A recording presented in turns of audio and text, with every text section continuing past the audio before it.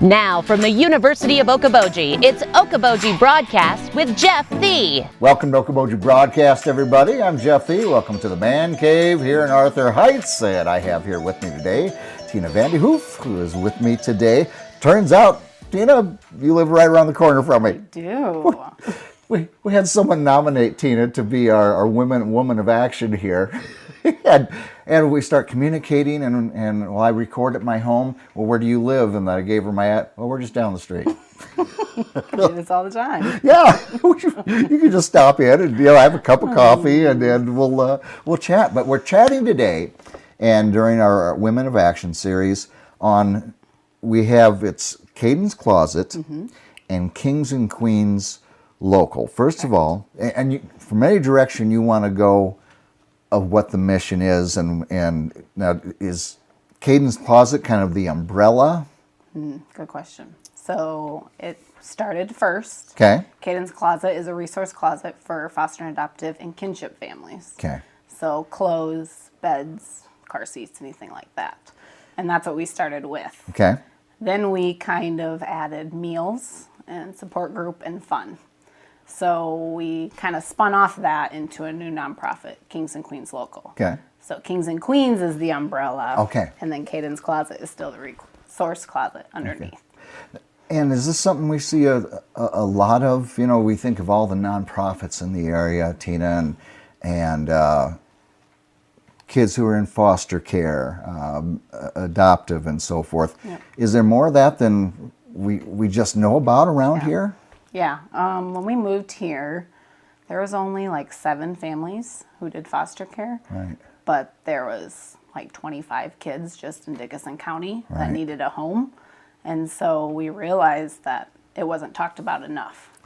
And so now we have like 27, I think, families just in Dickinson County that do foster care. Yeah. And still the high number of kids. Right. But yeah, I think it wasn't talked about enough. Yeah. Well, and thank goodness for those people are willing to put themselves, not put them out, but put themselves out there for these kids who need a home to go to. Yeah.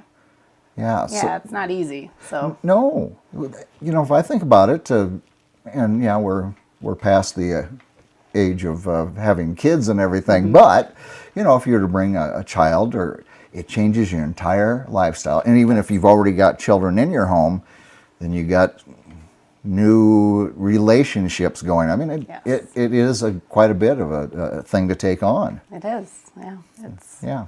So, how did you come up? Was this your idea? Like, boy, here's a need in this community.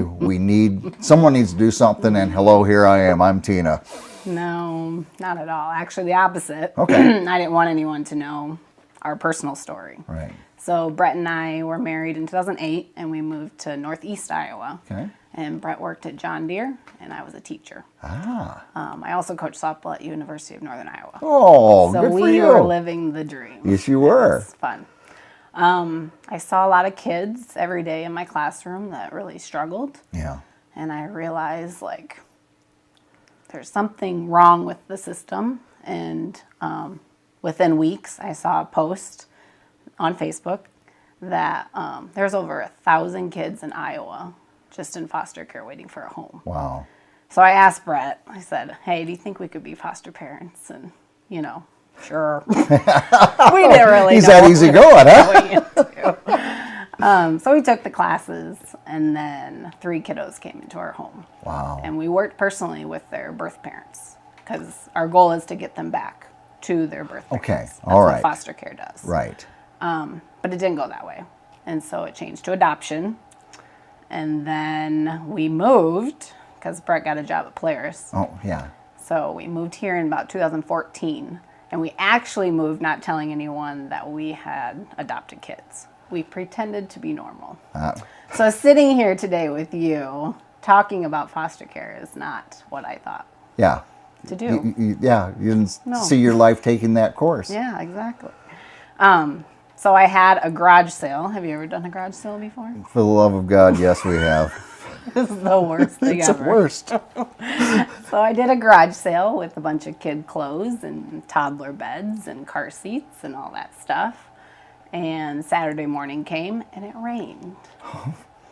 And I'm very proactive, and so I looked at the forecast and there was no rain in the forecast. So that night, Saturday night, as I was sulking, I was going through Facebook and I saw a post about Kaden's Kloset, which was where we moved from in Northeast Iowa. Okay, all so right. that nonprofit was started in Northeast Iowa by a lady named Crystal Davis, who was in foster care. Okay, so the mission was already set in stone there then. Yep. Okay. All we had to do is talk to some people, ask a church to help us, and that's what we did. So we brought it to our small group that Brett and I are part of, gave them the idea, and all of them said yes. And so we started with 18 volunteers, so 9 families and their kids, and now we've grown to 75 volunteers. Wow. Just in 5 years. That's incredible. Yeah, it's something. It's just a nice testament, Tina, to part of what I love living in a small community. People step up. Yeah. Oh, totally. They see a need and you say, can anyone help us? And the hands start going up or the phone calls or whatever. And that's just, and what a blessing to have all those people willing to help the kids. Yes, help the kids. Yeah. Yeah. So, all right, so you come to Northwest Iowa, get this going, and so you say you provide some meals and car seats. What else are we seeing here, So Tina? the resource closet has clothes, car seats, shoes, and if we don't have it, then we try to go buy it. Okay. And then we do meals, so when kids come into placement, the caregivers don't want to cook. All right, yeah. When I brought my kiddos into placement, I didn't cook. So we provide some meals. We partner with Pizza Ranch. They've been awesome to give us some meals through that way too. And then we do a support group every third Thursday of the month during the school year. That provides education for the caregivers to understand kind of the behaviors that we might be seeing with the kiddos and what to do to advocate for them. During that group, the kids go in the back and hang out with some awesome caregivers. So the adults get to relax and learn all at the same time while the kids have fun and they're safe. So nice. Yes. But then we did some fun things. We partnered with Arnold's Park, amusement park. And in the summer, we open a night out for Okoboji Wish, where kids get to come and ride all the rides and have all the fun. And then we take a break and have a pizza party in the roof garden. So it's super fun. Super fun. And Tina, you've got an event coming up here real soon. Yes, this Sunday we do our annual Christmas party. And so the adults get to have a dinner, like a nice dinner without kids. The kids go back with the child care and they watch a Christmas movie. And then at the end of the night, we present all the kids with gifts. And so 52 kids were sponsored from people in Dickinson County just willing to buy a gift for them. So, are you actively looking for sponsors or for? Not yet. We covered all the kids that we have. The issue is holidays are usually a time that kids get removed. And so if between Sunday and Christmas a kiddo gets removed, we might need some gifts between that time. But we just don't know. Tina, and hearing about the wonderful work that you're doing, all your volunteers are doing, and for these kids, if people want to get involved, what do they have to do? Who do they contact, and where do they go? Yeah. So we have a website, and it's www.kqllocal.org. You can also email us through the website, info@kqlocal.org. And just kind of put your name out there and we'll try to plug you in. Our biggest needs right now are probably buying brand new pajamas, socks, and underwear for the kids. The resource closet does take gently used items, but we really want to push new items and give the kids understandable new stuff. But yeah, and if you feel led to give financially, we would love that too, and we can always send a tax form. I was going to say, completely deductible, And how about, like, I mentioned like kids' clothing, but the car seats and anything associated with, what ages are we talking about? 0 to 18. 0 to 18, yeah. Yep. Car seats, there's always a deadline or a date that they can't be used afterwards. Oh, yeah. So we just try to buy new. So when that's a need, we'll just run to Walmart or send Amazon to their house. Yeah, there you go. Got that box sitting there. Yeah. Easy. Any other needs that, when you think about it, that people can... You know, our future plan would be to do a wraparound program. And that would be if you like to mow lawns, Okay. to go mow an adopted or foster family's lawn. Just because. It's not that they can't. And same with the other things. It's not that they can't buy clothes. It's not that they can't make their meals. It's not that they can't find childcare. Right. We're just saying thank you for opening your home. Yeah, it's one less thing. Yeah. So if you're handy like that and don't mind mowing lawns, I would love to bless some families this summer and not have to worry about that. Yeah. Once a month. Once a month. Yeah. That's about all I mow anyway. Exactly. Yeah. Not really, neighbors. Right. Kicked out. They'll be booting me out of here. Now, how many counties are here? Not just Dickinson, is it? No. No, we started Dickinson, but we've kind of about four to five areas spread. Okay. So we'll never say no to anyone. No, absolutely. And the need's always going to be out there. Yeah, unfortunately. Yeah. Are you amazed with what you found? I mean, you said when you first started looking and found all the kids across Iowa. Was it a shocker of, why, there's that many kids? For me, it was because I grew up with rose-colored glasses. Yeah. I didn't realize what was happening in the world, and that's okay. Yeah. I think it was when I went to college and was off on my own and I kind of saw the world for what it really was. Yeah.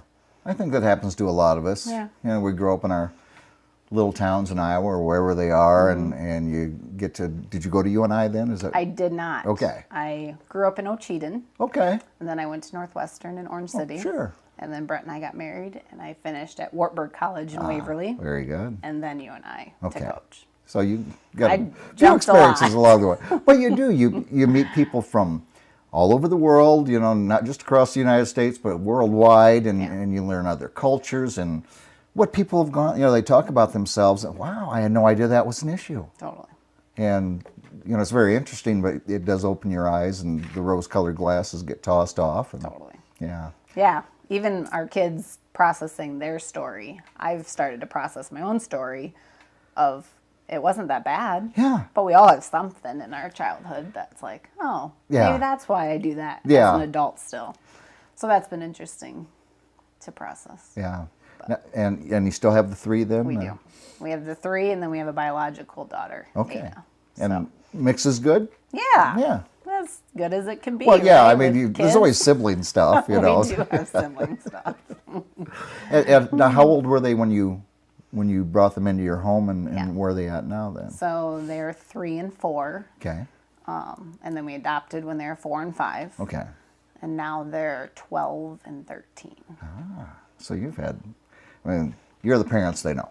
Totally. Yeah. Yep. Your mom and dad. Yep. Yep. Yep. And we aren't afraid to talk about biological parents because that's part of their story too. Yeah, absolutely. But yeah, I would say I think it's important they know. Yeah. Yeah, we don't want to hide it from them. And to know that they were chosen. I mean, they, you know, we didn't just appear into this family. They wanted us. Yeah. And that's a good feeling too. Yeah. Yeah. So a lot of good that is done through Kaden's Kloset. Yeah. Yeah. All right.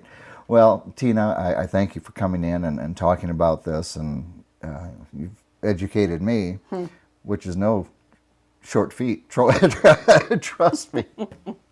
But it's great work you do, and especially this time of the year that you do, your volunteers do, and for these kids. And appreciate you doing it, and thank you for coming in. Thanks. And I just want to appreciate our volunteers too. Yeah. Because I could not do all this by myself. No, and I've always said if every volunteer in the world said, I'm done, the world would stop spinning. Yeah. So thank goodness for those people. So Absolutely. thankful. All right, Tina, again, thanks for joining me. Thank you, Jeff. Well, it's been such a pleasure having Tina here as our Women of Action series on Thursday continues. We thank you for watching us right here on Okoboji Broadcast. Okoboji Broadcast from the studios at historic Arnold's Park Amusement Park is brought to you in part by the Scott Troutman State Farm Agency in Spirit Lake, Quest Wealth Management, a financial advisory practice of Ameriprise Financial Services, advisor Jan Spielman, AJ Spielman, and Erica Wachholz. Ducky's Marine and Motorsports Repair in Spirit Lake. Bank Midwest, dream big, plan wisely, live well. Lakes Regional Healthcare and Avera Partner. Ruthven Locker at the Lake, where carnivores are welcome on Hill Avenue in Spirit Lake. Beck Engineering in Spirit Lake. Be Radiant Laser Skin Studio in the Okoboji Plaza in Okoboji.